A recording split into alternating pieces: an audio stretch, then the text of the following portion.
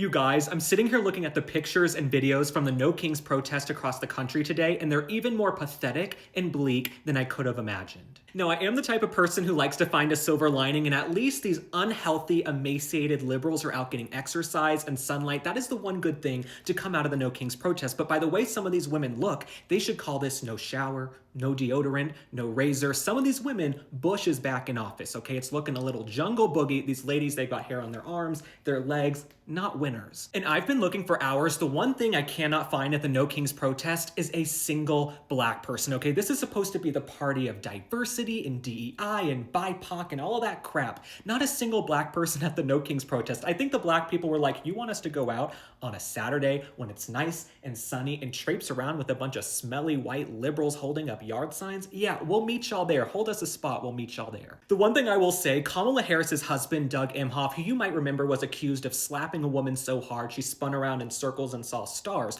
Well, Doug Emhoff, aka Chris Brown in my book, he's at the No Kings protest holding up a sign that says, if Kamala Harris had won, we'd all be at brunch right now. Now, I find this laughable because if Kamala Harris had won, we would not be at brunch. She would be at brunch having bottomless mimosas because she's a drunk who doesn't want to work. In fact, the only way to get Kamala Harris to work is if you leave a trail of margaritas like Hansel and Gretel into her office. And these people who are out there like, no kings, no dictators, they had no problem with Kamala Harris being slotted in at the last minute without a single primary vote. Okay, nobody voted for Kamala Harris to be the nominee, and y'all had no problem with that. You also had no problem with Joe Biden's unelected bureaucrats in the shadow government calling the shots and controlling the autopin for 4 years. And Gavin Newsom supports the No Kings protest, but let's not forget when he shut his state down. He shut down California and then went out to a Michelin star restaurant called French Laundry. That to me is king behavior.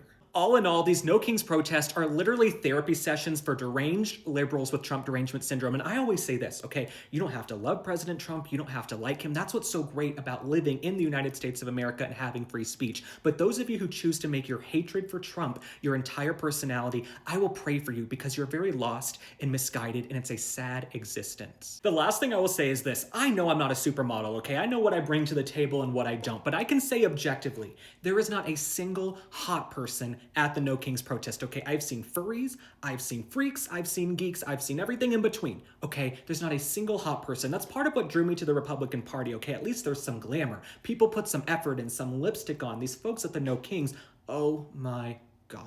I thought I was done, but I have one last thing to say, and I'll discuss this a little more in depth on Monday on my podcast. But when I look at these people at the No Kings protest, okay, they need to touch grass and get laid. I have said for years, okay, the best panacea, the best cure for Trump derangement syndrome is a good night being thrown around the sack, okay? Some of y'all need to touch grass and get laid, and you will probably be cleared of your Trump derangement syndrome, but you seem so tightly wound. You need to have a big one of those moments I can't talk about because my mom's Bible study is watching, that will release all of this tension, okay? And you guys have daddy issues, okay? You hate Trump so much. There's something broken in you where you hate one man so much. A man has hurt you. Your father has hurt you. You are projecting all of that on to President Trump. All right, I love you guys. Thanks for liking and following. Drop a comment. Tell me what you think about these No Kings protests, and thank you for sharing my content. Word of mouth is great. You guys send my videos to your friends. I love you. I will see you on the next one. Bye.